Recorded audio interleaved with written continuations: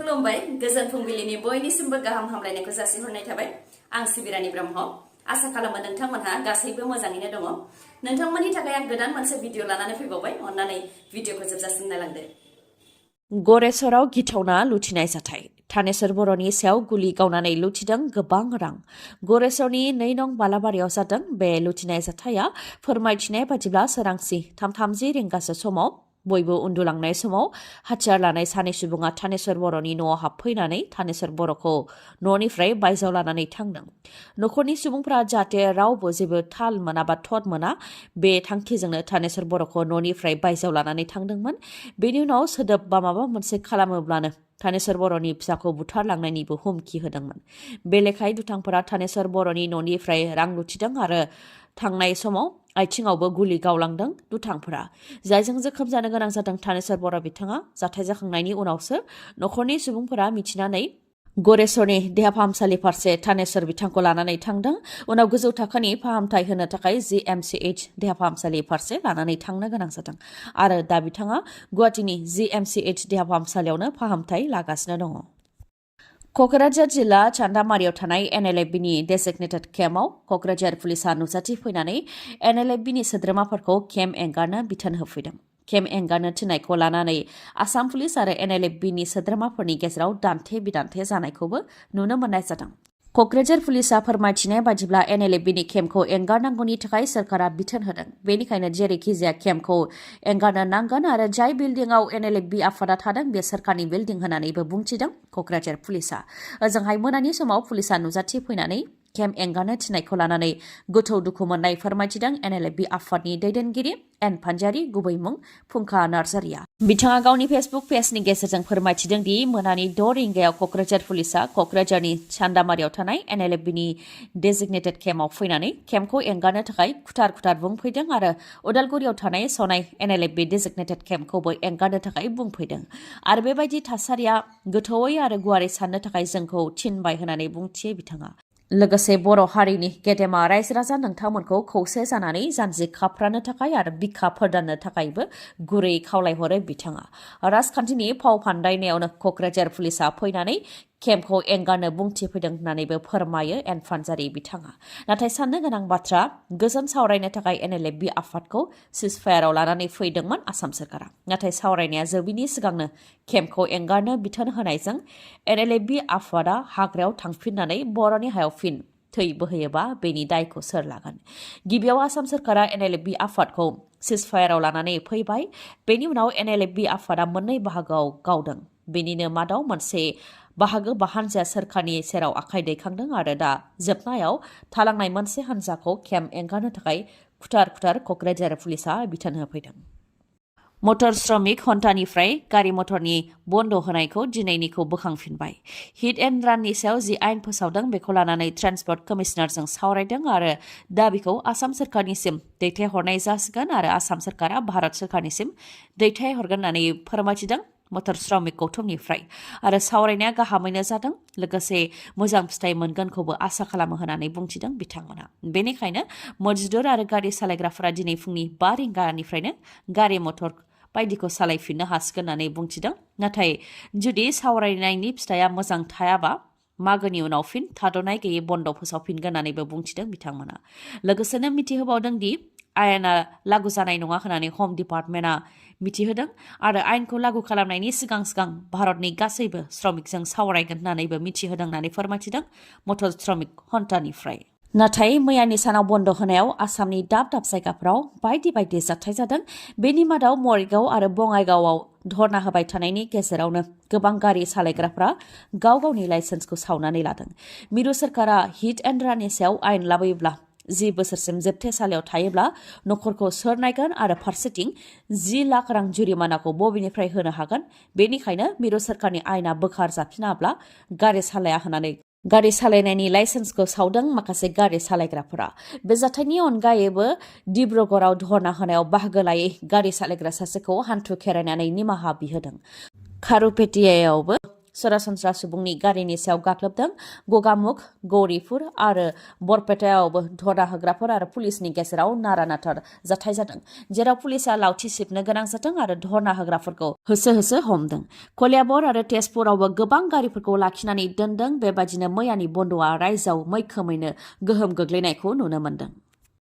लावखार ओंखाम जानायनि SOPखौ मिथिनानै लानाया गाहाम, नङाबा लावखार ओंखाम जानायनि सोलायै जोबथेसालिनि ओंखाम जानो नांगोन। नंगौ, नोंथाङा थारखौनो खोनादों। लावखार ओंखाम जानायनि SOPखौ फालियाब्ला जोबथेसालिनि ओंखाम जानो नांगोन। बेबादिनो जादों माखासे लावखार ओंखाम जाग्रा हान्जाजों। शिबसागरनिफ्राय लावखार ओंखाम जानो फैनाय हान्जाया लंका पुलिस थानानि सिङावनो लावखार ओंखाम जानो गोनां जादों। फोरमायथिनाय बायदिब्ला शिबसागरनिफ्राय लंका जानानै दिमा हासावआव लावखार ओंखाम जानो थाखाय बासजों हरनि 11 रिंगायावनो ओंखारबोदोंमोन मोनसे हान्जाया, जाय SOPनि हेंथा। बेयावनो बिथांमोनखौ लंका पुलिसा हमदों, जायनि जाहोनाव बासजों फैनाय गथ' गथाय उन्दै गेदेर गासैबो पुलिस थानानि सिङावनो ओंखाम ओंख्रि बेदर संनानै जानो गोनां जादों। बेल' नङा, SOP मानियालासे लावखार ओंखाम जानो थांनाय गोबां हान्जानि सायावनो गोख्रों नोजोर लाखिदों आसाम पुलिसा। लावखार ओंखाम जानो थांनायनि SOPफोरा जाहैबाय सान ओंखारनायनि सिगां थांनो मोना आरो सान हाबनायनि सिगांनो लावखार ओंखाम जाग्रा थावनिनिफ्राय ओंखारबोनो नांगोन।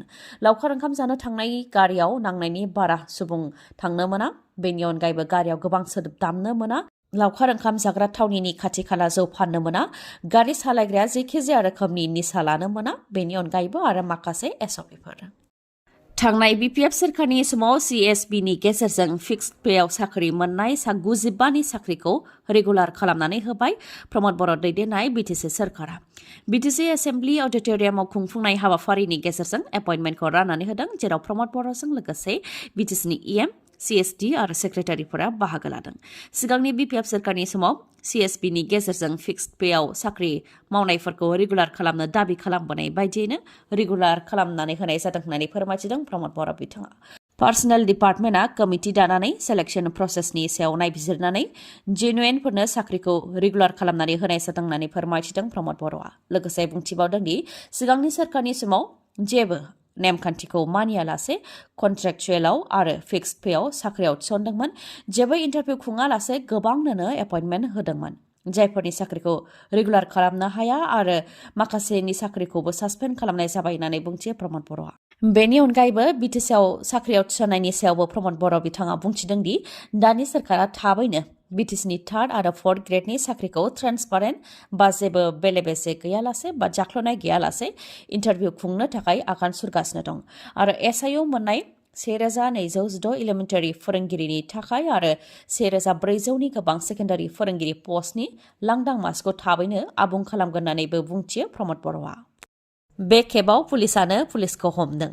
आयेन बेरेखायै सुपारि, गय बायदि दैखांनानै लाबोनाय गारिखौ हमनो हानायनि उनाव दाबि-दावा हुमखि होनानै रां दाबिनानै बे गारिखौनो एंगार हरफिननायनि दायाव हमजादों 3 कनस्टेबल। मुंफोरा फारियै सन्जय रे, मुन्सि मुर्मु आरो रन्जित ग्वाला। बिथांमोना हाइलाकान्दिनि बिलाइफोर पुलिस थानानि पुलिसफोरमोन। बिलाइफोर पुलिस थानानि OCनि दैदेननायावनो बिथांमोनखौ हमनो हादों आरो बिथांमोननिफ्राय 42,500 रांबो हमनो मोन्दों। बे जाथायनि अनगायैबो गुबुन मोनसे चेक पइन्टआवबो असीम सिंह बिथांखौ हमनो हादों। गावजों मावफाग्रा पुलिस बिबानगिरिफ्रानो रां जाख्ल'नायखौ लानानै असीम सिंहनि हेंथा अजद होनायनि उनाव असीम सिंहखौ हमदों। बिटिआरनि साख्रियाव बिटिआरनि बायजोनिखौ थिसननायनि अजद। मोन 22 पस्टनि थाखाय BTCनि मिशन बैसोमुथिनि गेजेरजों थांनाय 20 अक्ट'बर 2023आव फोसावथाय होनाय जादोंमोन, जेराव बे पस्टनि थाखाय एप्लाइ खालामनोबा बिजाथिया बिटिआरनि थागिबि जानो नांगोन होननानै मख'नाय दंमोन। नाथाय बिटिआरनि बायजोनि धुबुरीनि शफिकुल इस्लामखौबो आयेन बेरेखायै थिसननाय जादों होननानै अजद होदों बिक्रम दैमारिया। सा 22 बिजाथिफोरखौ थिसननायनि अनगायैबो आलदायै शफिकुल इस्लामखौ टंलानि हरिसिङा सार्केल अफिसाव आयेन बेरेखायै थिसनदों आरो बेयाव सोरनिबा आखाइ दं होननानै बुंथियो बिक्रम दैमारिया। लोगोसे बुंथिबावदि बिटिआरआव बेबायदिनो बिटिआरनि बायजोनि गोबां सुबुंफोरखौनो आयेन बेरेखायै थिसनगासिनो दं। साख्रिनि बेलायाव बा थिकादारनि बेलायाव गासैबो बिथिङावनो बिटिआरनि बायजोनिखौ बिटिआरआव थिसनगासिनो दं होननानै अजद होयो बिक्रम दैमारिया। नगावनि न'नैनि भेलागावआव उदाङाव मोसा बेरायदों। मोसानि गाग्लोबनायजों सासे सुबुंनि जिउ खहा जादों आरो सासे सुबुङा जोखोम जादों।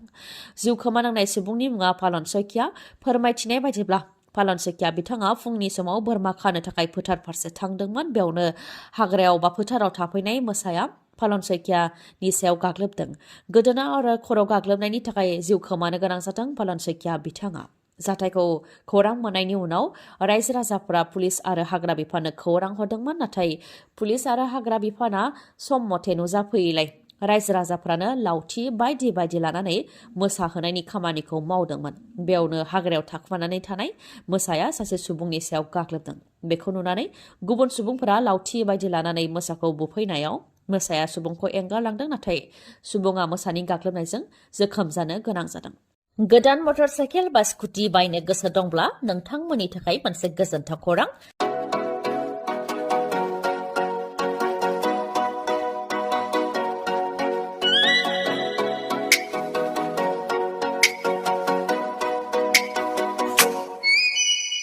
मानिकपुर पुलिस थानानि साखाथियाव थानाय मानास अट' हन्डा श'रुमा फिन नोंथांमोननि थाखाय गोजोनथाव खौरां लानानै फैदों।